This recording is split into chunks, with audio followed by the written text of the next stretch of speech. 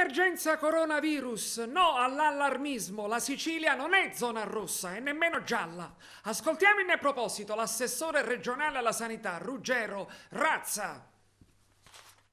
In questo momento noi dobbiamo evitare di dare un messaggio che può far passare l'idea, soprattutto ai cittadini, che in Sicilia si sia in una zona gialla, come quelle in cui si sono sviluppati alcuni focolai, o peggio ancora come zona rossa, come quelle in cui sono nati alcuni focolai. Noi stiamo rispettando, come tutte le regioni italiane, in maniera pedissequa le indicazioni che vengono dal Comitato Scientifico dell'Istituto Superiore di Sanità. C'è stata molta disinformazione e si è trasmessa l'idea che il tampone fosse la regola di precauzione indispensabile di fronte a un caso sospetto.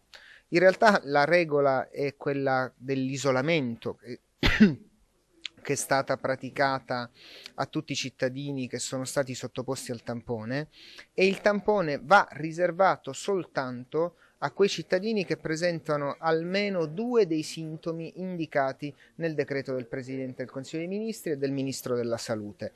Se ci si attiene a queste disposizioni, si ritorna in linea anche con i più grandi paesi europei e si trasmette ai cittadini la corretta sensazione che da parte delle istituzioni sanitarie c'è cura e rispetto alle linee guida e quindi c'è attenzione per la loro salute. Numero verde serve a poter dare risposte di medici, serve a poter dare il conforto di una comunicazione, serve a poter integrare l'attività dei medici di famiglia, che resta comunque la prima attività.